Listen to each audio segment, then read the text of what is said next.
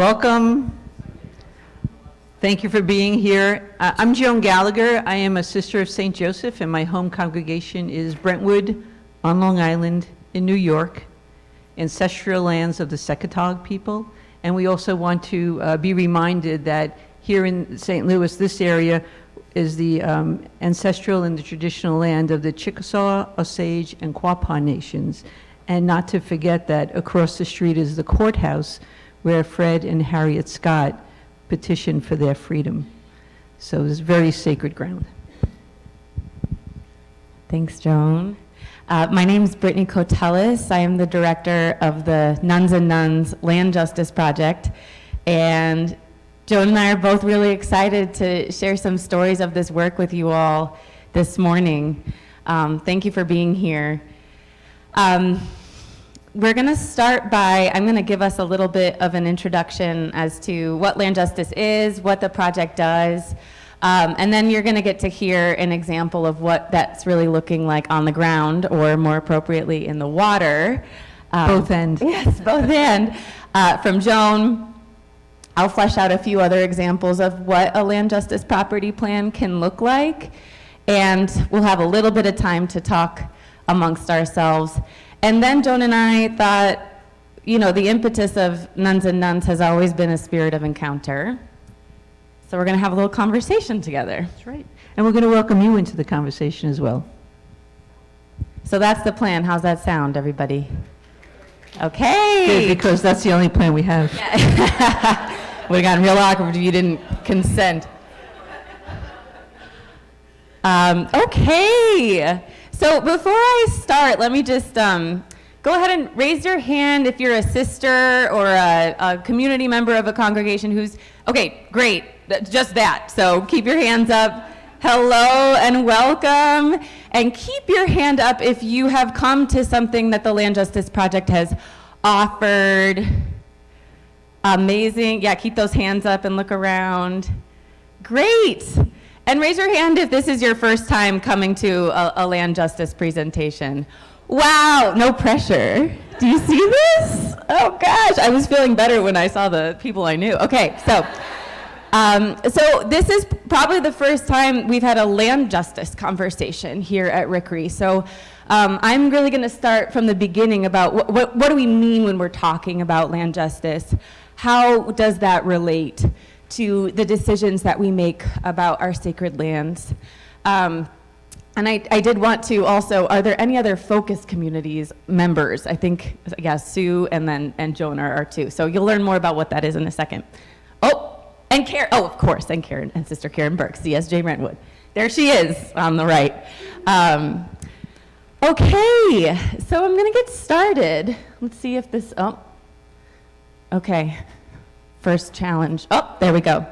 Okay, so I'm here as part of the Nuns and Nuns Land Justice Project, and our work is to, with religious communities and our movement partners, create land transitions rooted in racial and ecological healing. And you might wonder, how many of you are familiar with just like the original Nuns and Nuns movement? Okay, and keep your hand up if you're like, Nuns and Nuns, land just, I thought they just like hung out with nuns and nuns. Is anyone a little confused?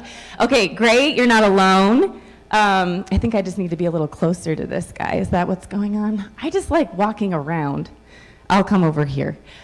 So I've been a part of the larger Nuns and Nuns movement for 6 years.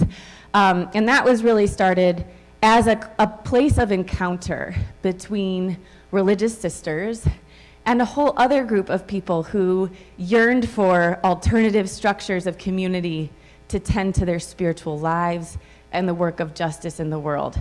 Not all of them, and many of them, didn't affiliate with a religious tradition, so that earned our nickname the NONES, because many of us check none of the above on the religion question. And I'm kind of a mix. I grew up Catholic, and there are parts of that tradition I hold really dearly, and it's more like all the boxes feel a little too small, and I think everybody in this room can agree with that from time to time, that spirit likes to burst out of boxes. And And so it's in this culture of encounter that I learned some roadmaps for what community could look like for me in my life, wanting to live a life in alignment with spirit and in pursuit of justice from sisters. And that really changed my life personally. And it was through many years of walking together that, and really tending to issues of climate justice, that this question came up about how do we do the work of our ministries, our commitments to racial and ecological justice in the decisions that we're making about land. And it was sort of something that we were witnessing very much as companions on the sidelines, and slowly over time, and with a lot of pushes from Spirit and sisters like Chris Laughlin, that we were kind of pushed across the start line to say, no, there really is a place for accompaniment and mutual learning to really push ourselves to think creatively about what's possible for land and what is this time, what are the words of Pope Francis in Laudato Si calling us as far as imagining what's possible on our lands. So that's how the Land Justice Project was started. So we kind of spun out of Nuns and Nuns, and now we exist really as a support organization and a learning community together with sisters to push the envelope on what's possible, what we can dream together, what's possible on sacred lands. So that is the response to our question, what shall we do together? And we're here so excited to share more about what this 2-year journey has looked like with land justice. So I'm going to give you, if you ask 10 people how you define land justice, you're probably going to get 10 different definitions. The way that we talk about it with Nuns and Nuns is the practice of centering racial and ecological justice in decisions about how land is used, loved, and governed by people. How land is used, loved, and governed by people.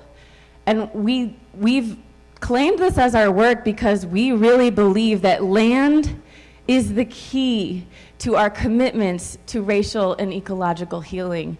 At the end of the day, land is all we have. Land is where we make our homes. It's what we eat from. It is the earth of which we are part. And so the way that we make decisions about that land and continue to repair and build relationship is really key to what racial and ecological healing will look like.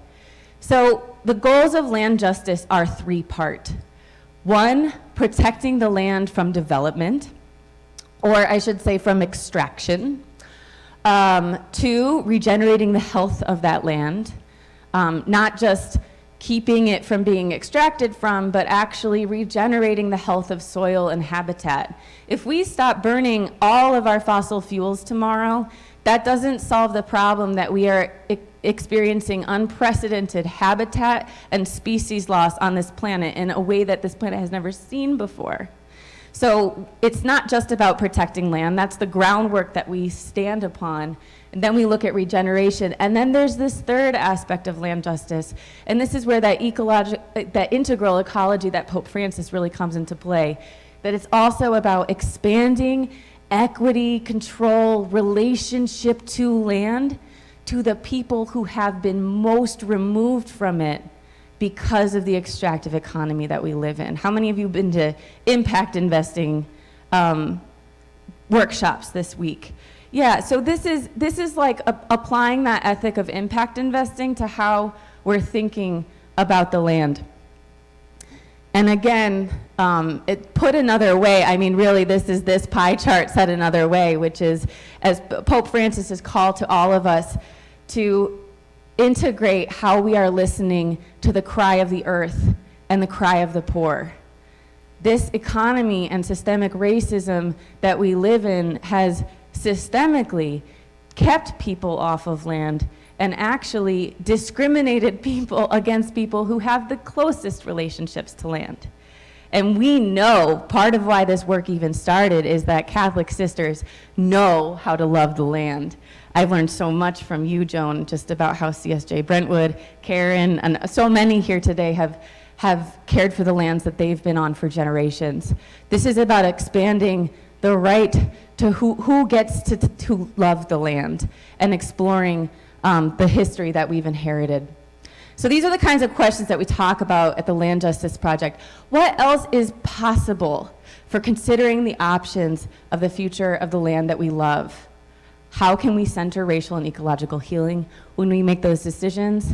And I'll touch on this toward the end. What if our decisions actually had the power to change our entire culture? What decisions are we not even seeing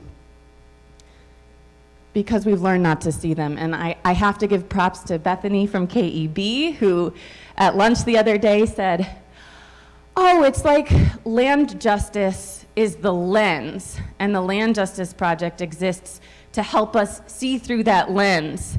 And that's really how I want us to think about this today.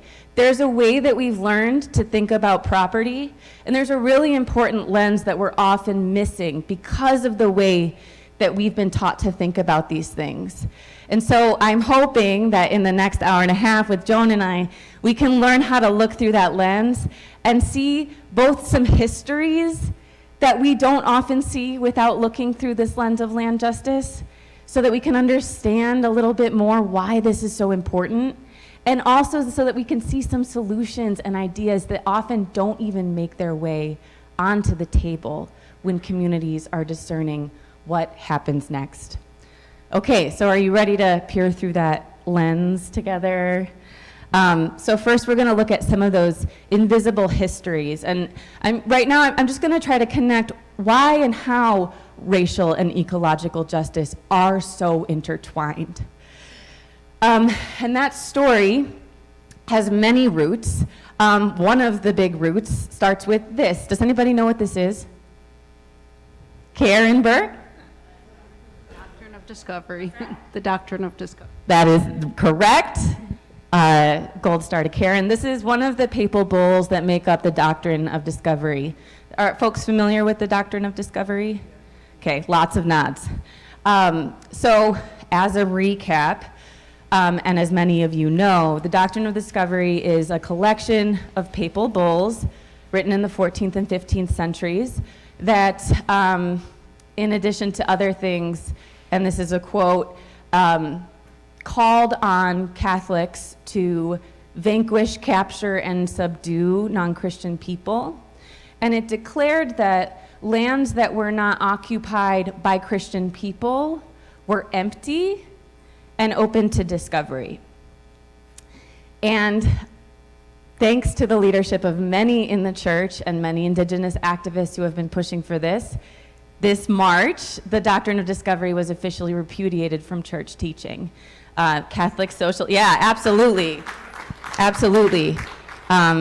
Because the church has its Catholic social teaching to adhere to, this is officially, has been moved out of church teaching, and that's really exciting and important.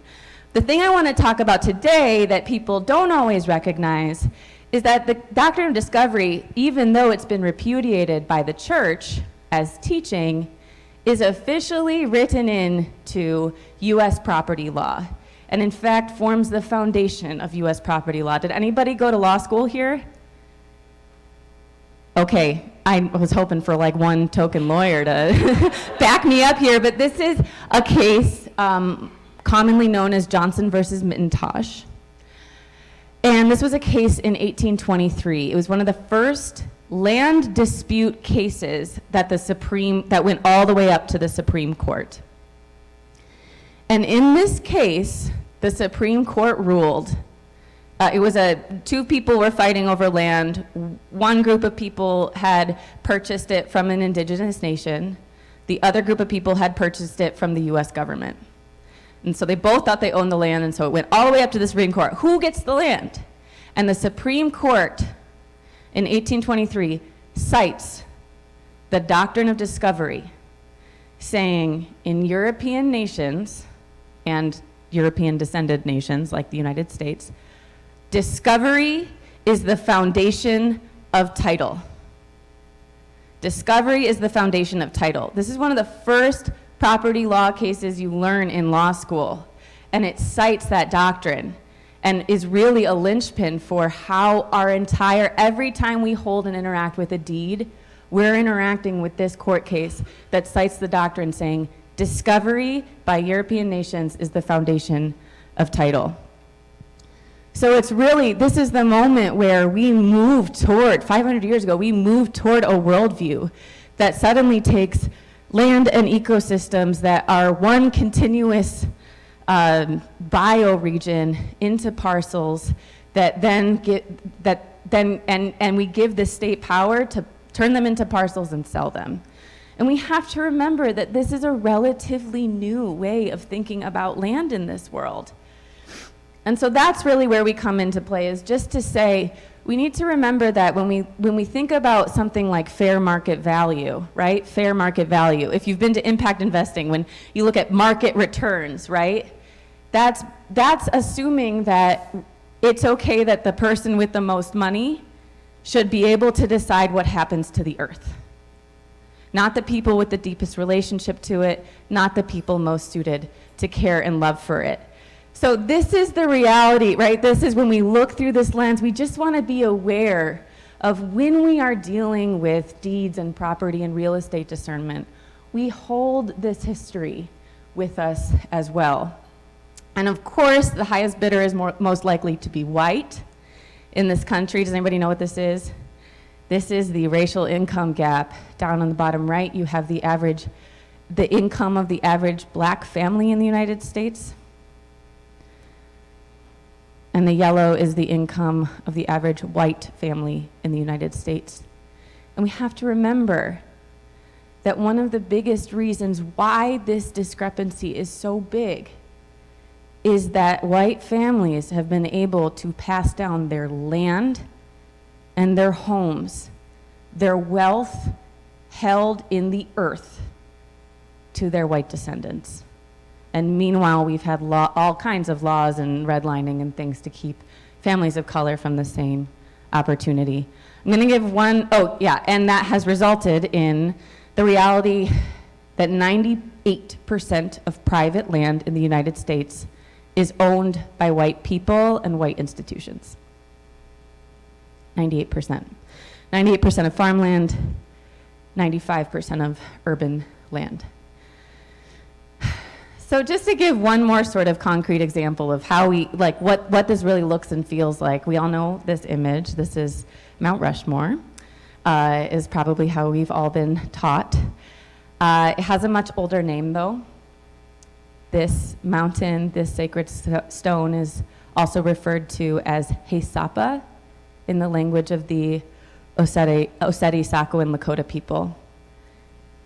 This is their most sacred site. These hills are their place of creation. It's where their origin story takes place. It's like their Garden of Eden. And in U.S. treaties, the United States government agreed to never touch these hills. That treaty still stands. It's an active treaty between the Lakota people and the U.S. government, but it was broken, as so many are. And now, in their most sacred stone, there are 4 faces carved into that sacred stone, all of whom have committed genocide against indigenous people. So this is, again, this is what we're holding, and we're gonna learn about how we can participate in a different kind of future. But it's really important for us to be aware of this, because if we don't see this, not only are we not aware of the harm that's been done, but we're not aware of the power that we have to change it. Really quick, I just want to make the link between this land dispossession and the racial injustices that have happened because of it, and what that's meant for the earth as we've removed more and more people from the land. Pat McCabe, a Dene elder and advisor to the Land Justice Project, she said on April 5th, right after the repudiation, the doctrine wasn't just a moral or ethical imposition. It was the beginning of the destruction of Mother Earth in its entirety. Since the beginning of settler colonialism, we have lost 90 to 95% of old growth forest in the United States, 99% of prairie, a third of our topsoil since the 1970s alone, and still to this day, 1,500 acres a day are developed daily in the US. So there's a correlation, right? As one of our advisors, Desiree Fontenot, says, what you do to the land you do to the people. And what you do to the people, you do to the land. And we see that here. So again, to bring it back to land justice, that's why we're talking about property options that respond with an integral ecology, that bring stewards onto the land and projects onto the land that are going to build a future that protects and regenerates that land and heals those harms of the past. And before I turn it over to Joan here to give us an example of what this can look like, I want to bring these words into the room. Pope Francis said, "We are not in an era of change. We are in a change of era." He said this shortly after Laudato Si came out. And that's what I want this session when we're looking through this lens of land justice. One of the things that I hope the lens helps us see or ask is, what if the decisions we made about land actually contributed to a future of an integral ecology?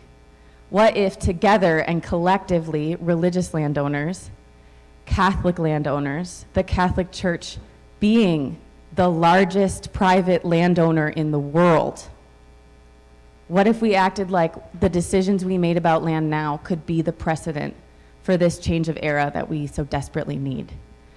And I am so excited to bring Joan to the mic. I'll bring up your PowerPoint if you want to say hello.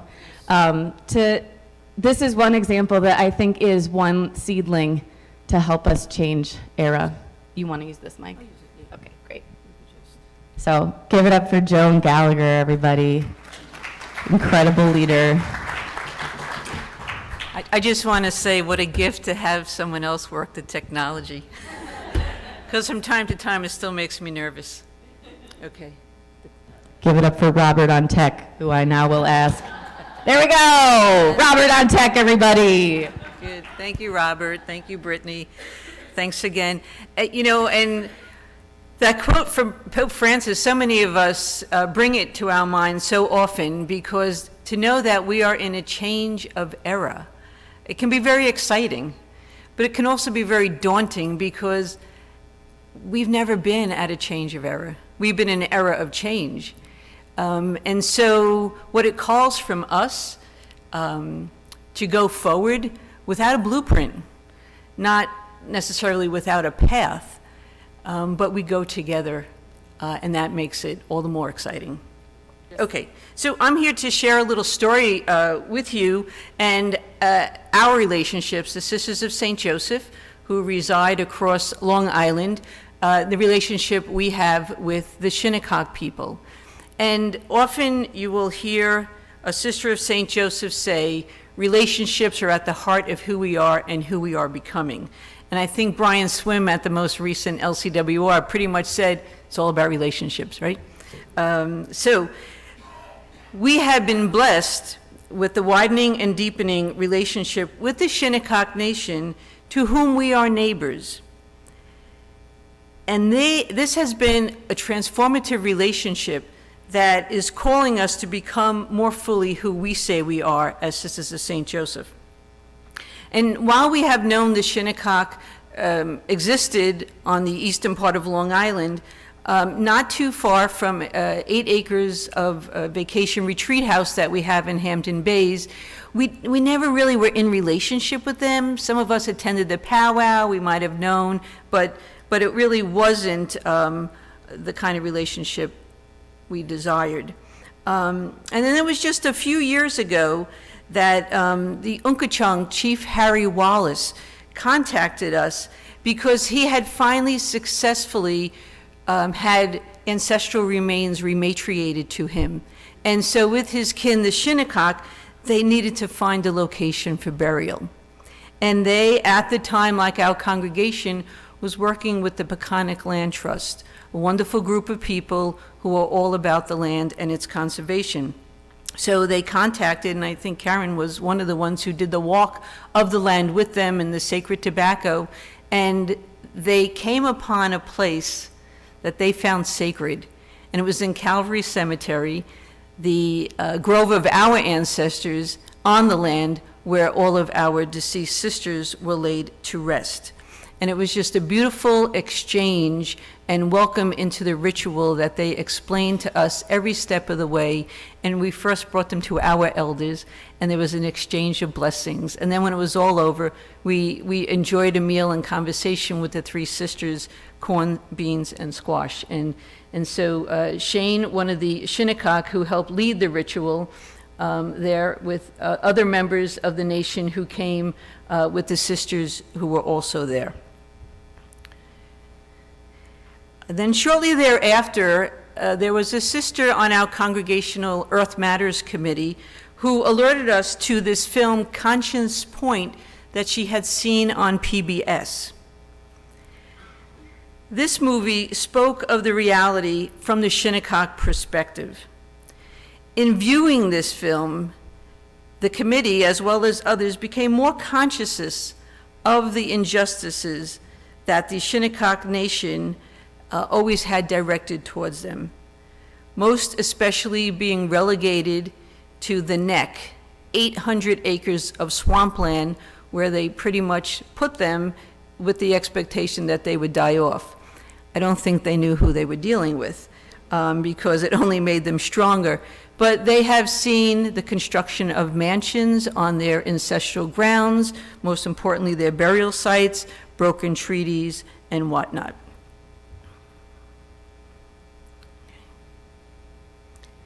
Desiring to know the people we are neighbors to and desiring to be a good neighbor, we sought opportunities to engage with members of the Shinnecock Nation. So we continued to cultivate the relationships, and we at one point had a volunteer program called the St. Joseph Worker Program, and we would orientate these young women who would be with us for about a year to the neighborhood, to the congregation, but how best to orientate them to the land.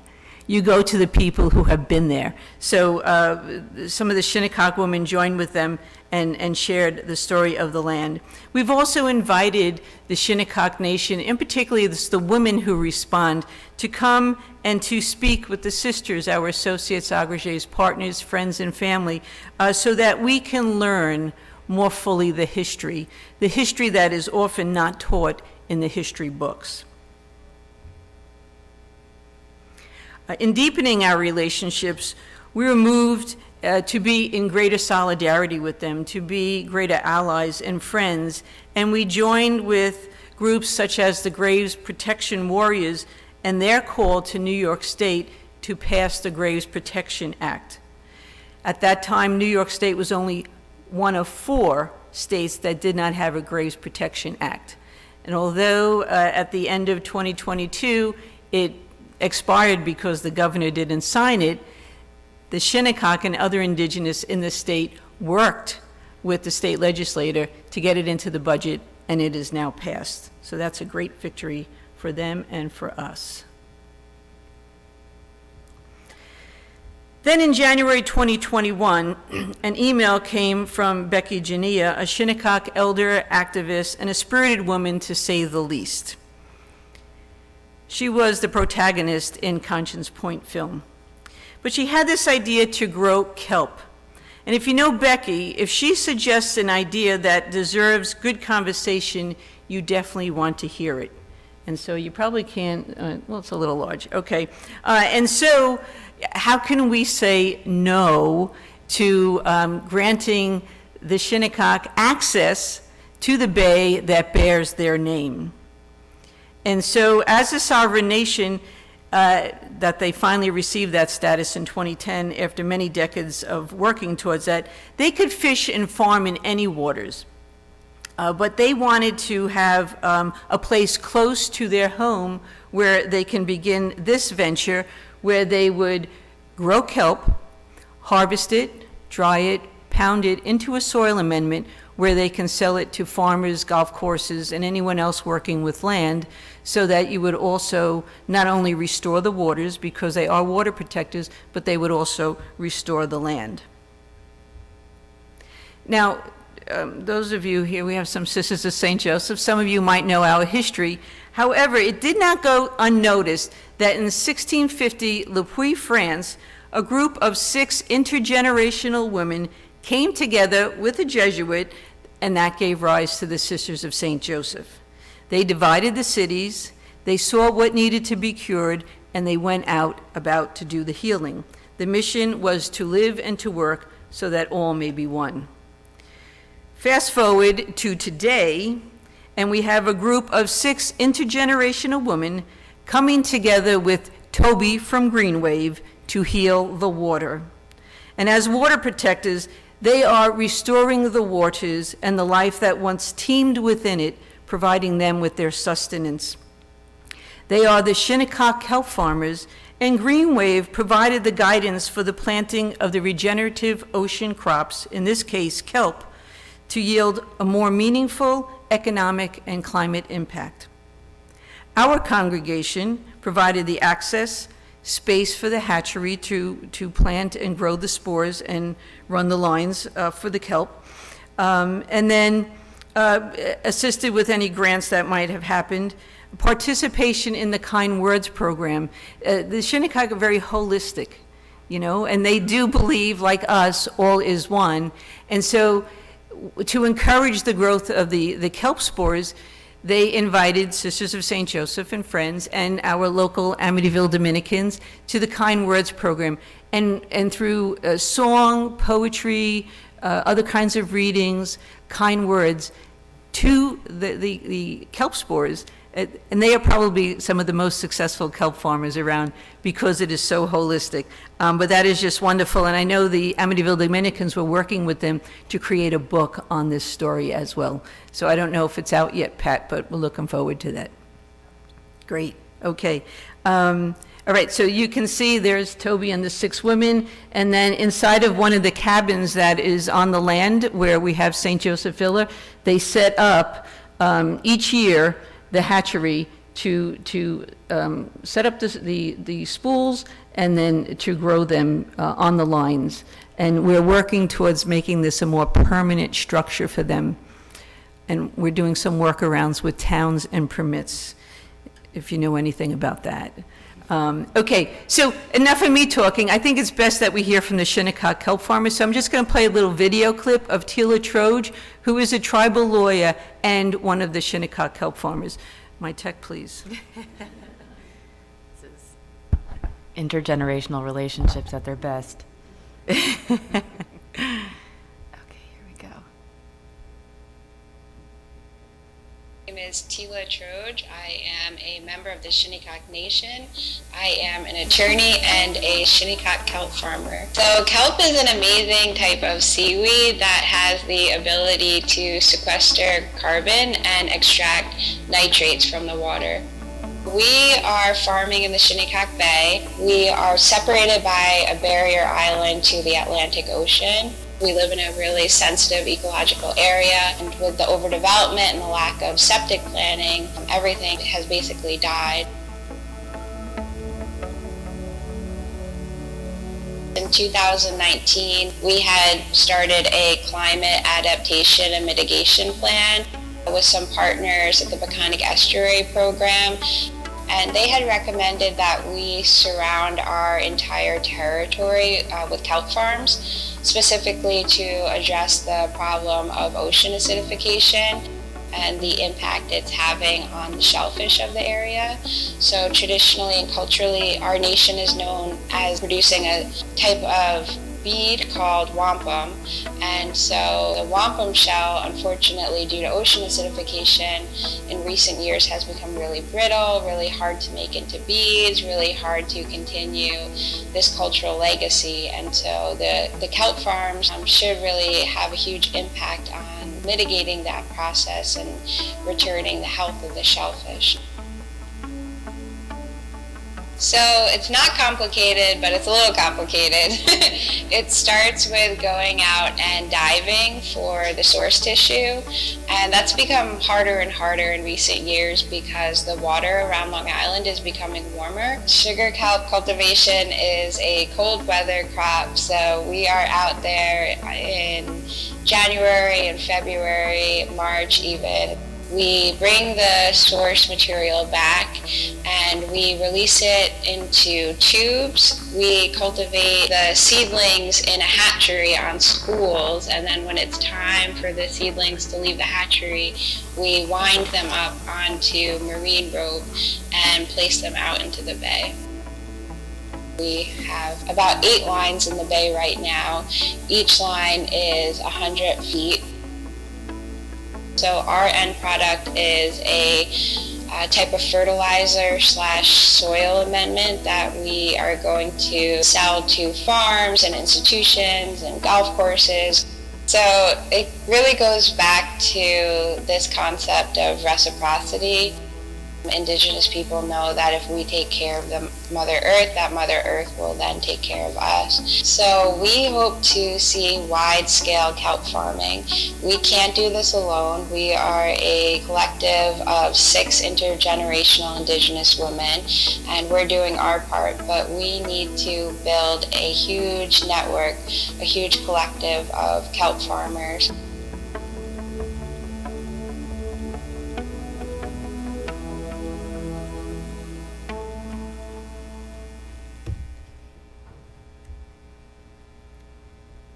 Give it up for the Shinnecock kelp farmers. Okay. Yeah, there we go. Perfect. Just takes a second. Okay.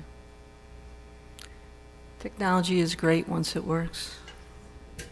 So you can see the red circle is the neck where the Shinnecock Reservation is. And then if you took that map in the lower right corner and superimposed it on this greater map, you would see that right in there is Shinnecock Bay, and where it just kind of comes up there to your left is where we have St. Joseph Villa. So within the bay on one side, Peconic Bay on the other, they are running the lines of the kelp to restore those waters. And, you know, being a focused group, a focused community with the Nuns and Nuns Land Justice Project, we have encountered new resources to help our own learning and understanding of the land. And right now, as we speak, we have someone working on the land history of us, for us. And one of the sites would be Hampton Bays, where we are in Brentwood, and then we also have sites in Brooklyn. So we're trying to get our whole land history of the congregation from one end of the island to the next. This relationship has also led to the expression of acknowledging that the land in Hampton Bays, as we saw, is Shinnecock land. And so Denise Silva Dennis, a member of the Nation, a retired teacher and artist, designed a mural telling the Shinnecock Good Ground story. And this mural is on the side of one of the buildings at St. Joseph's Villa. So anyone coming there for vacation or retreat would then know that this is Shinnecock land and this is their story. And so you can see that the widening and deepening of our relationship with the Shinnecock Nation, most especially the Shinnecock woman, is transformative. And for this, we are ever grateful. So I would just like to turn it back to Brittany, who will share a couple other examples, hopeful examples of how this is happening.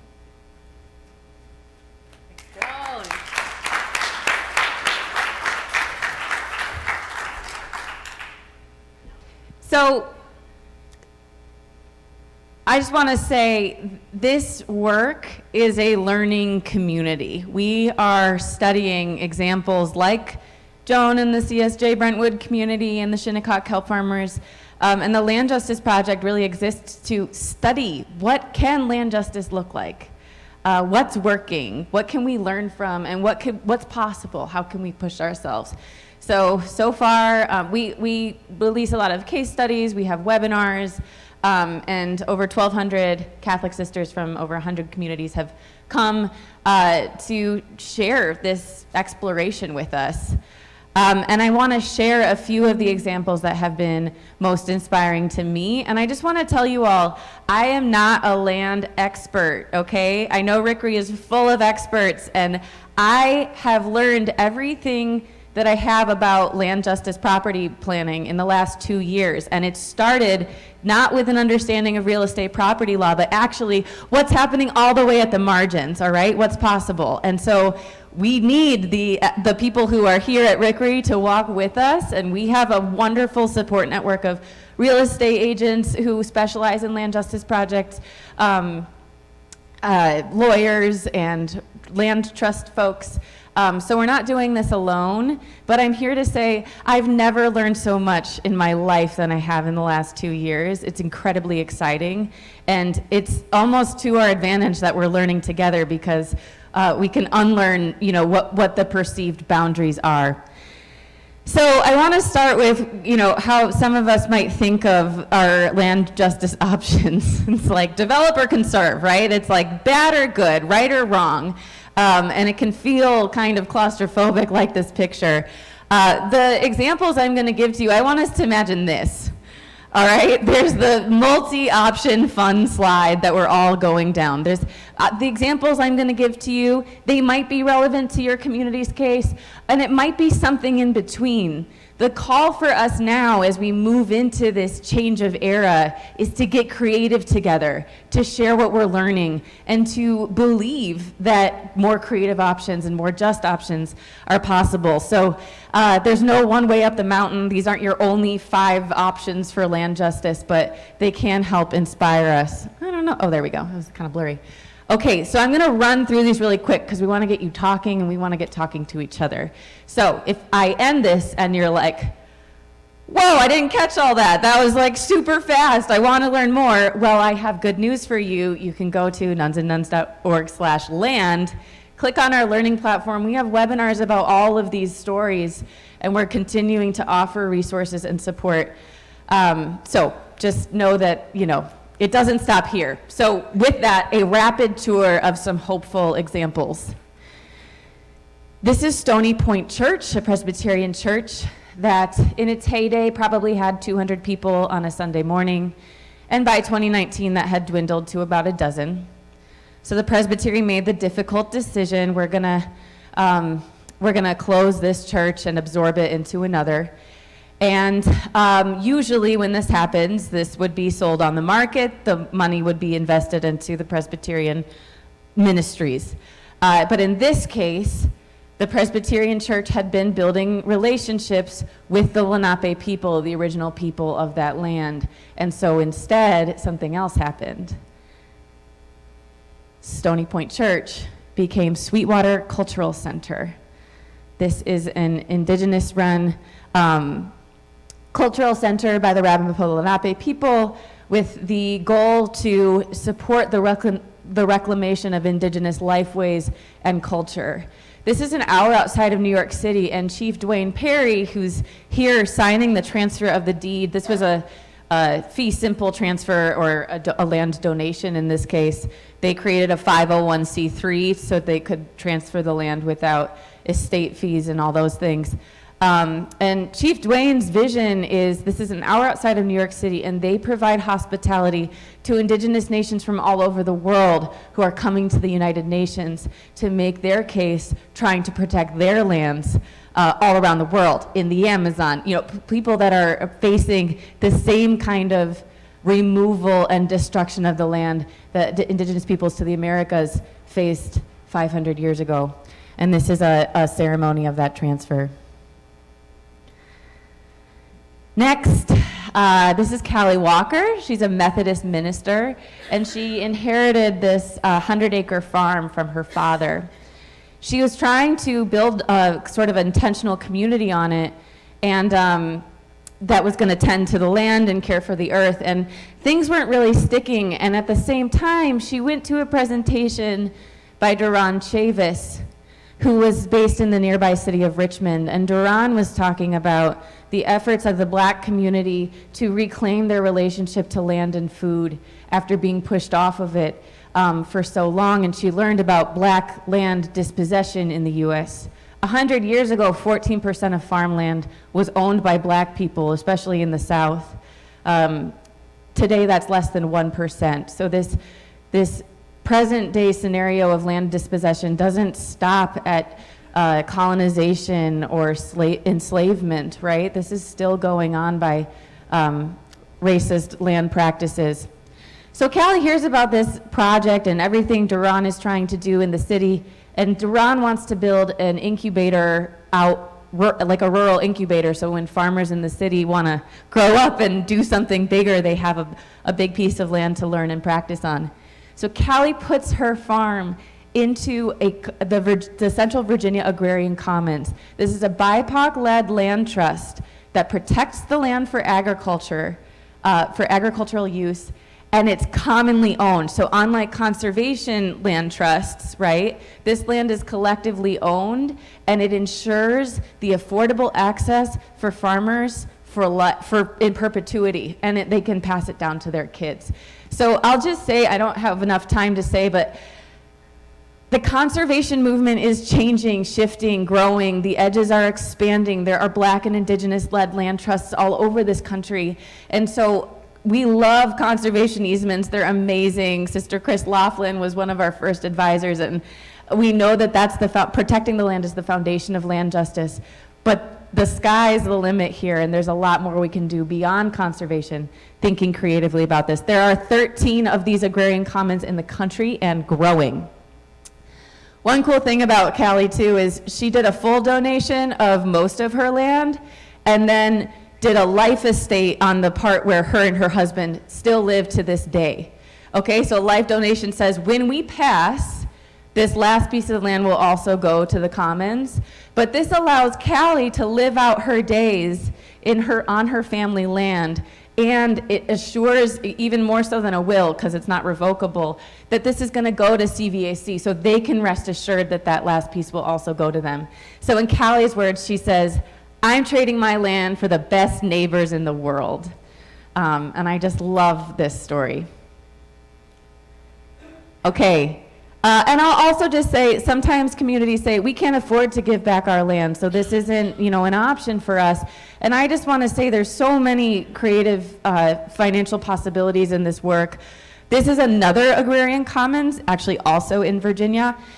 And they wanted to buy this farm to be a part of their agrarian commons land trust. The farmers really wanted to give it to them, but they needed income from a sale. And so they said, okay, this is how much we need. How much time do you need to fundraise it? And so they, this is old. They fundraised it all, actually. But they needed, the price that they needed was $420,000. And from local $50 donors all the way to a couple of land trusts who contributed, and American Rescue Plan dollars, they were able to give the time needed for the commons to buy the farm. So even if you need to, if you're looking at a market rate sale or you need some income from a sale, you can look at a bargain sale. You can proactively seek aligned groups who are never going to be checking the real estate listings because they need a year and a half to fundraise. You can determine a price below market, and you can give time to fundraise. So again, there's a lot of, this is about, I'll show one other example. This was Claire's Well, which, do we have any Franciscan Sisters of Little Falls in the room? Okay, I know there's one here, but I don't think she's at so this was a retreat facility owned by FSLF. It is now Root Springs, which is a BIPOC owned, these are the 6 stewards of Root Springs. In between the sisters' ownership and it becoming Root Springs, there was another retreat center owner. This is outside of St. Paul, Minneapolis, and in 2020, the person who had taken over the retreat center after the sisters moved off of it said, I want this to be a safe place for BIPOC artists. And in 2020, when George Floyd was killed, got really proactive about that and went to Minneapolis and said, I want to talk to people who are interested in holding a space of hospitality for BIPOC activists and artists. These 6 people came to have those conversations. They are now co-stewards of the land. It's owned as a cooperative. And they raised the money to buy it and figured out kind of a fair deal.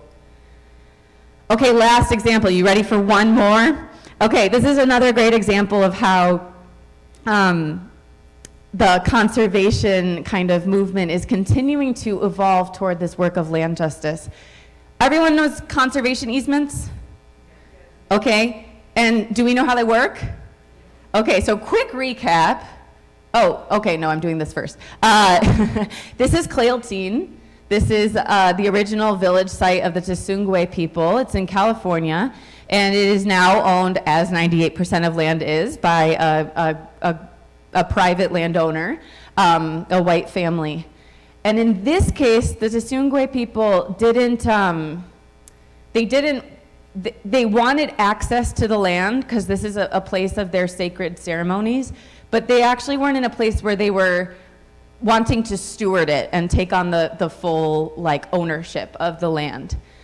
So this is a great, the cultural use easement was created to protect access of indigenous tribes to their ancestral lands in perpetuity when it's for their, for ceremonial or ecological or cultural uses. So just a little easement 101 recap, right? So an easement is when you give some of your property rights to somebody else, right? So, the right to pass through the property is an access, or what it's called, egress.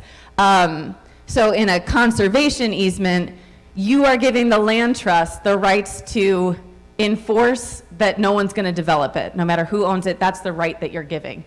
So in a cultural use easement case, you are giving that right to a tribe, and the right is access for ceremonial practice and cultural practice forever. So this is just a great kind of adaptation of a tool that we know, the easement, to ensure access. And this is the first time the Tsungwe people were able to celebrate this coming of age ceremony, reconnecting their young people coming of age to their land in 200 years on their ancestral land. And then I mentioned this before, but there are all kinds of Black and Indigenous-led land trusts popping up across the country. So just a few takeaways here. There's no one way to do land justice, but in all of these stories, and you saw this so well with the email between Becky and Joan, which, Joan, I noticed an hour and 11 minutes passed before Joan wrote back and said, yes, let's figure it out, right? And because she was in a meeting before that. So all of these stories start with relationship and solidarity, and they end in giving up some of that control of the land back to people who are so wanting to be in relationship with it. So what we do with the land and last and certainly not least, this work is hard, it's messy, it means we have to reckon with hard and heavy histories, but love and joy is always present when we step into this work together, and it's worth doing. So again, we are a growing community. We are studying this work and learning more every day. And then Joan and also the FSBA sisters, Sue's here, and 5 other communities are part of this Focus Communities program. This is a deeper community of practice. It's a 2-year program where we really go deep in exploring what land justice can look like in your property. And one place where we really, Brenna's got, we've information about it. And this is really, one thing that we can really do to support is to help figure out how to form those relationships. That again, it's like the options aren't even making their way onto the table because the system that we've inherited has kept us from having some of these relationships and thinking about stewardship, partnership in this way. So together as Focus Communities and the Land Justice Project, we're studying these things. We're really digging in and looking at new possibilities that are going to create that change of era, and we're having a really good time. This work is so life-giving, and as I said, I've never learned so much in my life. So shout out to our first cohort, and we're able to offer this program free of charge because of incredible donors and funders, including the Franciscan Sisters of Perpetual Adoration, who are here with us in the room today. So there are foundations and donors spanning Catholic, racial justice, ecological work that all believe in this work, and it's because I really think we're up to something. And the last thing I'll say before Joan and I sit down and talk, bringing us back to this quote is, I really believe in religious communities to be, when I look at this work, I see the collective power of communities to not just be doing this alone in your one silo, but my question is, what's possible when you look at this together? What's possible when you think of yourselves as the precipice of change you've always been for the Catholic Church, the largest private landowner in the world? So for me, this work is as much about finding the next loving stewards of your lands and getting creative about that as it is about building a different future. And if anyone can do it, it's Catholic communities like this that are in the room. So I'm overjoyed to be a part of this work, and I'll leave, this is our website and stuff up, but I think Joan and I, oh no, we're gonna have a little moment to digest, right? Let some of this sift and marinate. It's a lot of information. Yeah, and maybe just take a moment and sit, you know, in the silence, and just say, like, what touched your heart? Or what did it remind you that you and your communities are about as well?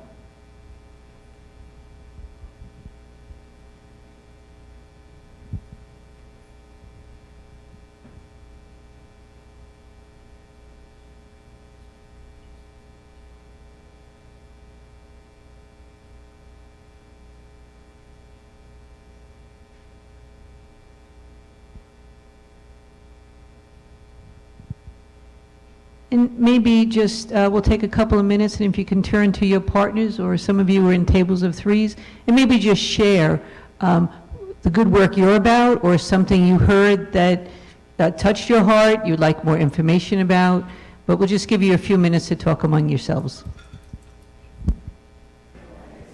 Okay, we have a little time. Do we have 2 or 3 people who would like to share to the larger group? Who said, oh yeah? Anybody care for the mic to share some of your wisdom? Your questions? Anything? Anyone?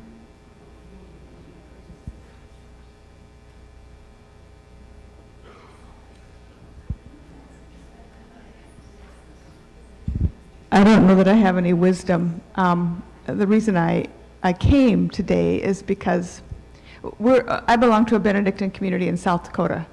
That's the original lands of the Lakota and Dakota peoples.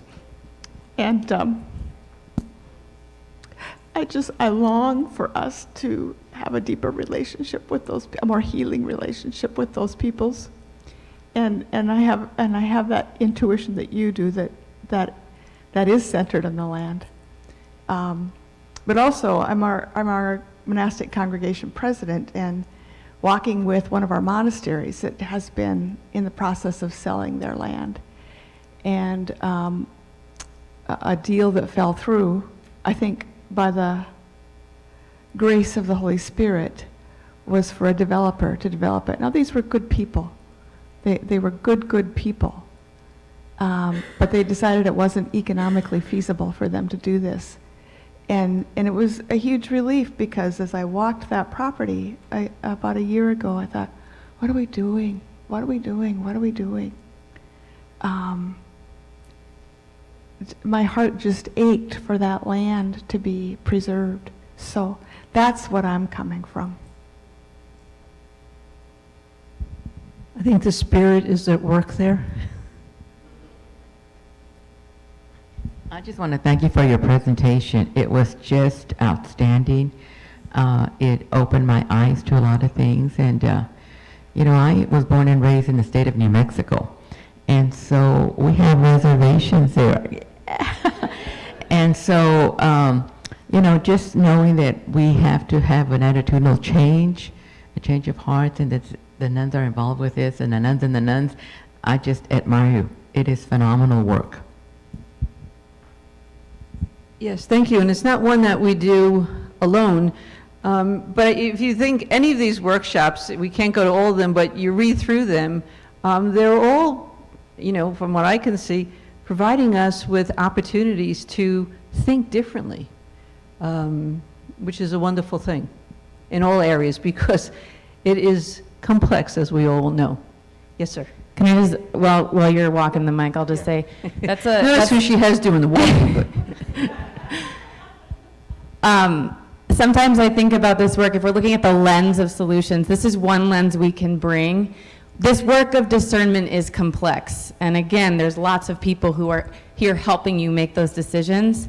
I think sometimes the way I think about it is like, if this is the kind of range of decisions or relationships that we're exploring here, there's like these invisible potentials over here, right? So it's like, if that land justice lens is kind of like widening our view of what's possible, really through a lens of relationship. Okay, thanks. I'd like to thank you for completely changing my mindset about Mount Rushmore and other things. I went on a fishing trip with some friends, and we drove by Mount Rushmore, and we stopped and we looked at it, and I got this amazing sense of America and, where the founders and all this stuff, and it was really amazing. And now I feel like an idiot.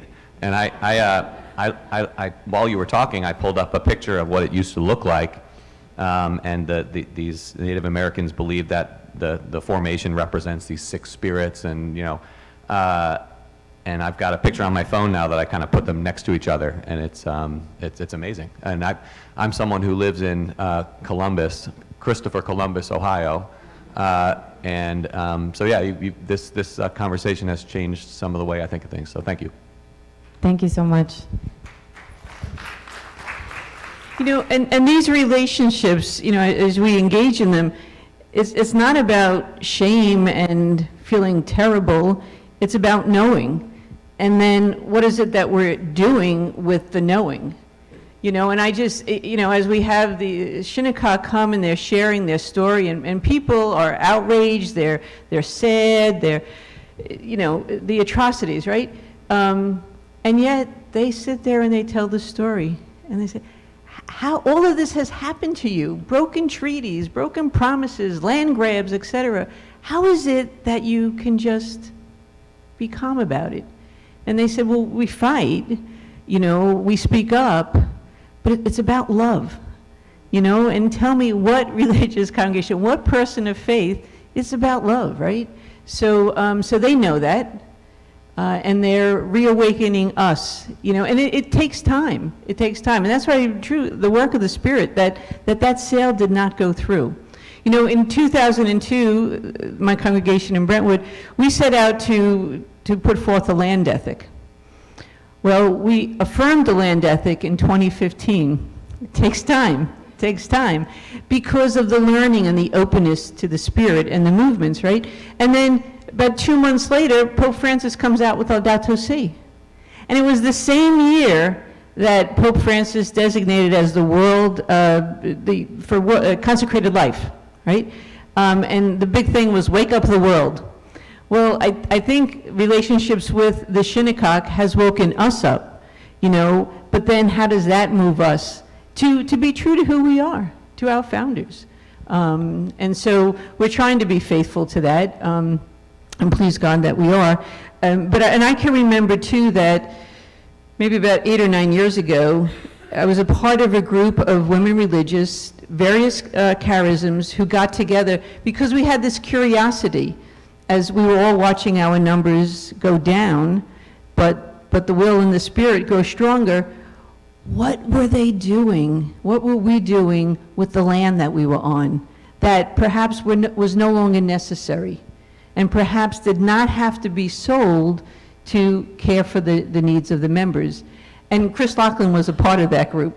And we figured out, what are we going to do? How are we going to reach out to these other congregations, Well, we ended up doing nothing, perhaps, but we put it out there.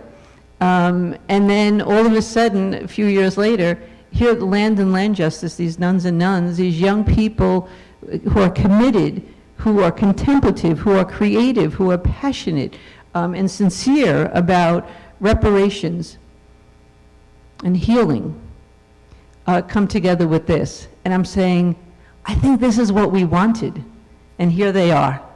So I think, you know, like that running line in The Alchemist, when the universe wants something, it conspires to make it happen. So, you know, we call it spirit, but it's happening. So what prompted you to make it happen? Or how were you prompted to make it happen? This was not the plan. This was not the plan. I was looking for spiritual eldership in my own life when I kind of stumbled into the Nuns and Nuns movement. And I didn't meet you in like Nuns and Nuns 1.0, right? We met during land stuff. Like, I think, I don't know, but Yeah, it's okay. been a blessing. Okay.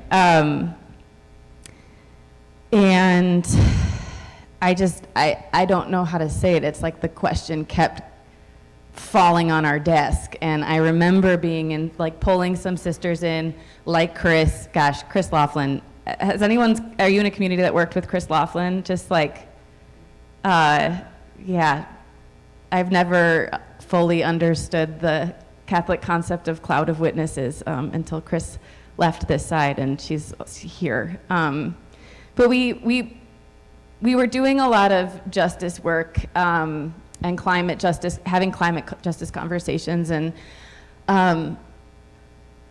it was like, meanwhile, there were a few instances where it was like, hard decisions about land. Again, land is climate justice. Like, that is the currency with which we are going to either find our way into a regenerative economy or not. And so we resisted it for a long time. We brought some sisters in. They were like, no, we do need the Francesco Collaborative or the Impact Investing, like the RCRI, for land. We need a place to study and practice and learn and kind of push the boundaries. And we said, great, let's start it. And they said, no, we're busy, you start it. And it was really vulnerable. It was really scary. I felt like afraid that all of a sudden communities were gonna feel like we were coming and telling them what to do. And these are women who changed my life. I mean, in really concrete, tangible ways. The way that I go about my life has changed because of my relationship with sisters. Because of what they've shown me is possible. And so it felt like a relational risk when we started, and sometimes still does. And actually, this is something I'll clarify, because sometimes I worry communities will feel like we're banging on the door saying, like, change, change, change, and it's like, no. Alice Walker, Black poet, earth listener, elder, she says, we have to live in new ways, or we have to live differently, or we will die in the same old ways. And my dream for 250 years from now, when we're all gone, and who knows what religious life looks like then, is that we've lived our way out of this paradigm of land and property ownership that is not serving us, it's not serving the earth, it's not serving people. Like, we need to imagine something else. This was created, it was made up, and we can find our way to something different. And the reason why I'm doing the Land Justice Project is because I believe that sisters and the gift of religious life can be one piece of what gets us there. And I won't be there to see that, but we need to change our culture. And this is a group of communities that have always been the leading edge of, again, the largest private landowner in the world, the Catholic Church. So I'm just like, I'm betting on us, and I'm betting on you, and because you've changed me, and I feel like we're gonna see more change happen. So that was, sorry, I got What more is there to say?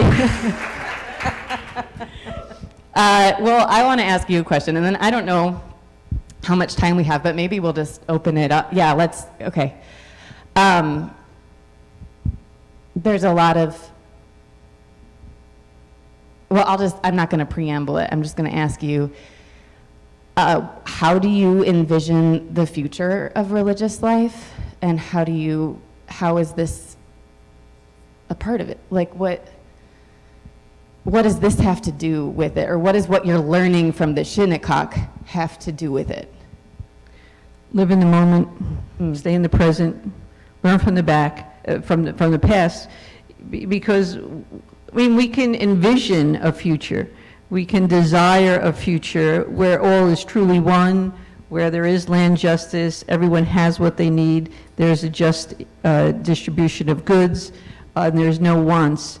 But I think, paying attention in order to move forward with greater intention. And we were one among many congregations who have had the services of many of the consultants that are in the exhibit hall. And it was wonderful, because what they really helped us to do is to see and acknowledge our reality. And you know what? The reality wasn't bad. As our numbers get smaller, small is good, because it's moving us out, all right, to be in greater relationships with other congregations on Long Island and with other communities in the neighborhood as well. And we don't have to take charge of everything, but we can be in solidarity. We can learn with each other, and that whole spirit of reciprocity. So that was really very good for us to learn, and their services greatly appreciated. And then as we moved on in time, I look at our most recent chapter direction statement, where it calls us the prophetic call to justice to examine our own biases. And once we recognize them, then, well, what do we do with them? And then having a land ethic, having property guidelines to guide us in our discerning, and knowing that we're taken care of, and to take care of our members is a non-negotiable, and that will happen. But to see what's happening on the land, to expand and widen and deepen our relationship, has brought such a life to sisters who,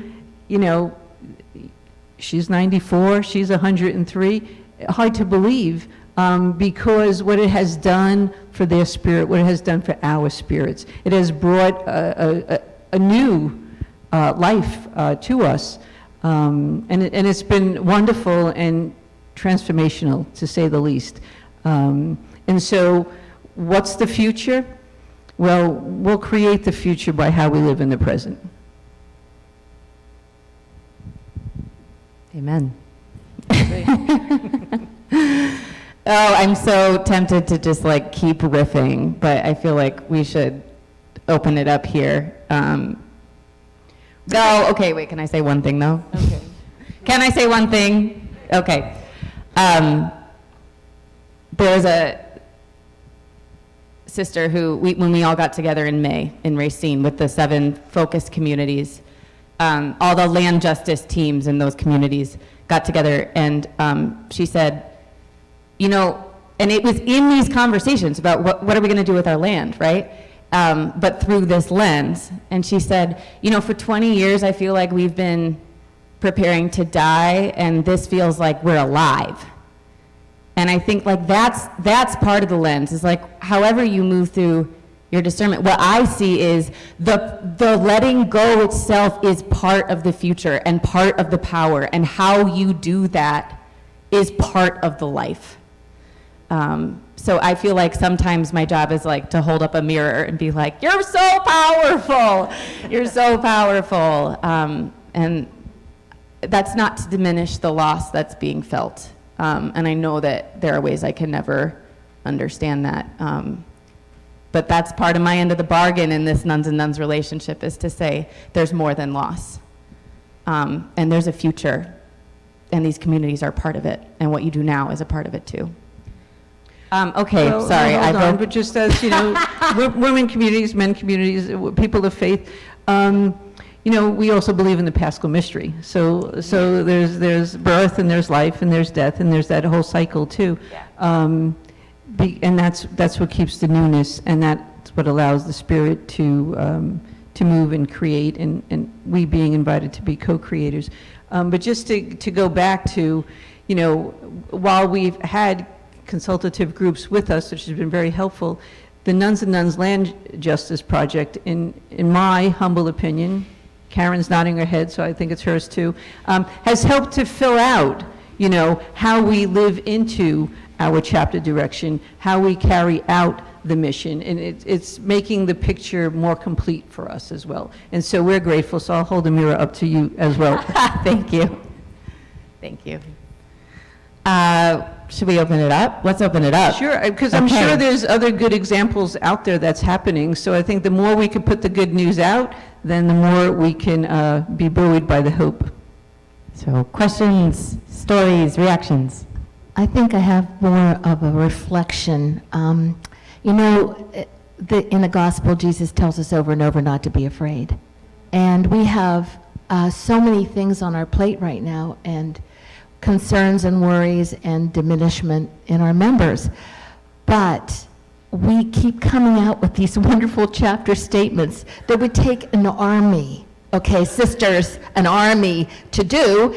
We no longer have an army, but what do we have? We have this understanding among us about what we still feel called to in a very strong way.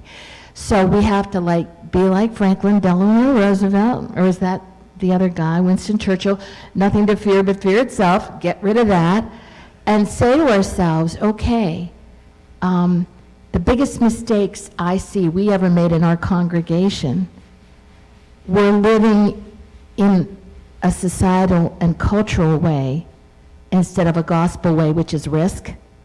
And we sold property that we should not have sold to people we should not have sold it to in our past. And we have 88 acres of beautiful property. What are we going to do with it? And I just appreciate the opportunity to understand there's more than one way. There's all kinds of ways. And I know our chapter directive in June 30th says we're going to be all about equity. Well, okay, I think I know at least one of the ways we need to go about that. Thanks, Mary. And just to say that what we label mistakes and failures, it's all learning, right? But it's also, take it back if you could. We always have the opportunity to repair and restore and heal. You both talked, sure. This is a plant, but I'm my own plant. I was I didn't plant you. Don't. Can you talk a little bit about the Focus Community Program and how it can support sisters who are discerning creating a land justice property plan? Both of you. I'll let you take that one. Well, again, this was an opportunity presented to us, and so consulting with my sisters, we said, yes, we'll do this. And so we're one of 7 communities who really have spent the year studying, supporting, and learning from one another on racial and ecological repair. And it's been a wonderful support. It has been something that sparks the inner creativity and to respond in other ways that perhaps if we were not apart would not have been imaginable. But we found going through, and I know we're the pilot cohort, right? Guinea pigs. But again, you make your way by walking, right? So we're learning together. And so what was a year program is now turning into 2, because the response from many of the congregations involved was, we need more education, we need more education. And even some of us who have been directly involved in this, we're saying, we need to know more, we need to learn more. And so although we set goals and everything, they've been tweaked during the year, and then as we move into the next year, what is going to be our plan specific to each focus community to continue to move forward. And then there's the opportunity to grow the focus community cohorts.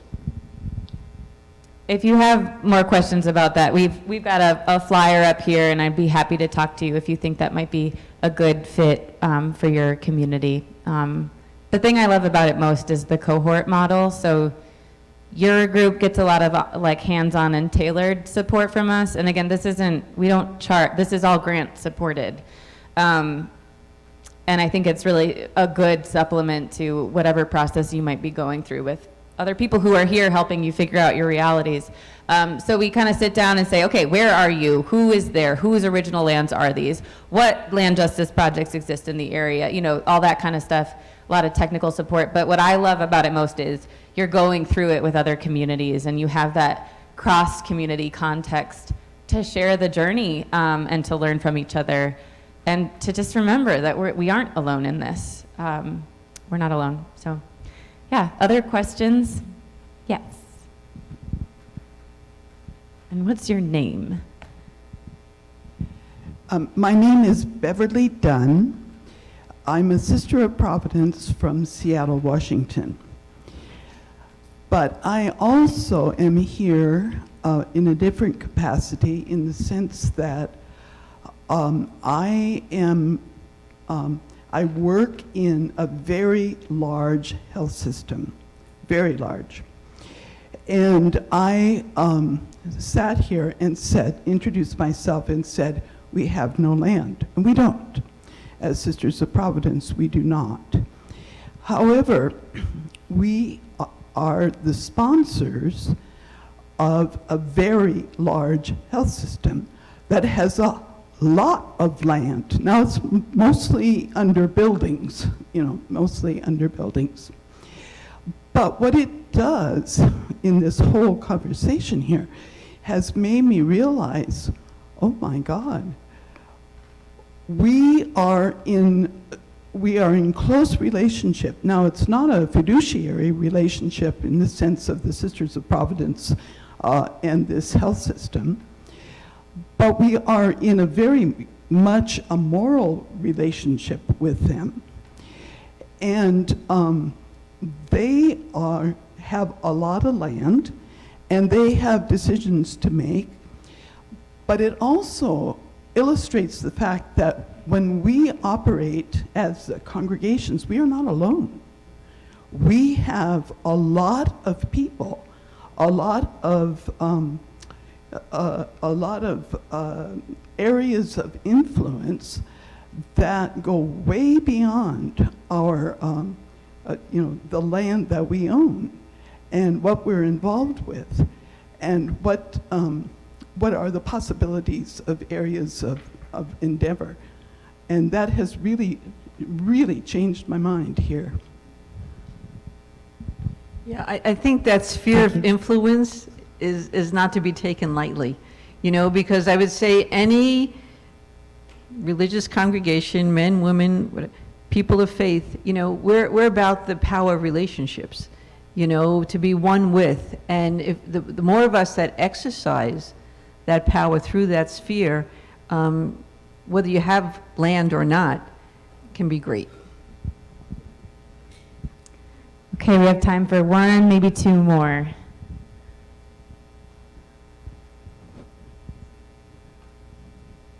Yes.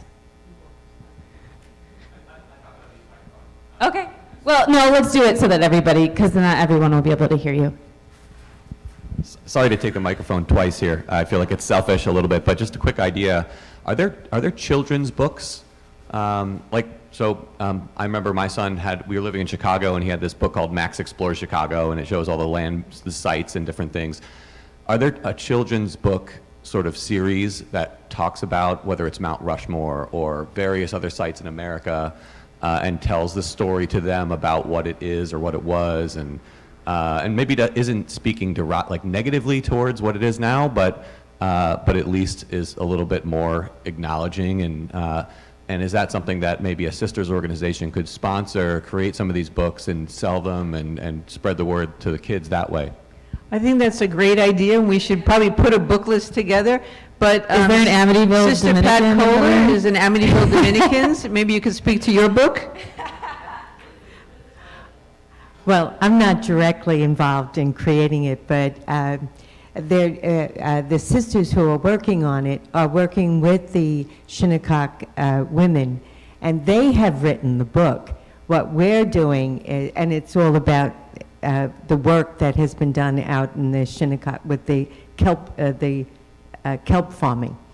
But it's going to be an electronic book. It's not a paper book in that sense, so it can be, online for children to learn about what's happening on Long Island? There are really good books out there. I mean, I don't have them all at the top of my head, but that's probably a good thing to do, is just to compose a reading list. Because I also think children's books are really written for adults. That's when I really get it, when I read to my nieces and nephews. I'm so excited I get to go to lunch with this lady. She's got a date and I'm not giving it up. I'm Sarah Geisler from the Religious Communities Impact Fund, and I just want to honor your work and say I'm just so awed and inspired, and to offer that part of the reason that the Religious Communities Impact Fund was created was to do alternative finance, to provide just, equitable, fair financing where money won't flow. So the Catalyst tool, it's just an offer, but a tool, please remember RCIF as a possible source of financing to help move these projects forward that you envision to care for our earth going forward and care for reparations. And to the sister who is from New Mexico, I am from New Mexico too, and I am, yes, thank you, shocked that earlier in my life, I actually worked in the land trust conservation area in northern New Mexico. It was young in my career, and it didn't set right with me, because what we were doing was separating access to land from the indigenous people and the Hispanics that were really traditional farmers and keepers, hand dug acequias to provide irrigation to their farms and their agrarian way of life. And I stepped away from it going, this isn't what I want to be doing. Maybe it's taking care of the earth, but it's separating community from land, and this is not healthy. I didn't understand at that time what that meant, but I'm so excited that you figured it out, and that maybe I can come along and help in some small way. So thank you for your work. Well, thanks, Sarah, because that shows you, one group doesn't have it all. And so to partner and to connect the relationships, and this is a great place to make the connections to make that happen. Yeah, thank you for modeling what this can look like if done by a real ecosystem of relationships. So thank you, Sarah, and thank you all. Thank you for giving us the opportunity to share a little bit of what we're seeing in our story. Joan and I will stay up here afterward. I'll put our email on the screen. We have some written materials here. We're at 203 in the expo hall. Come get your Repair is Our Ministry temporary tattoo if you haven't. Just thank you so much. Thank you all. Good. Thank you.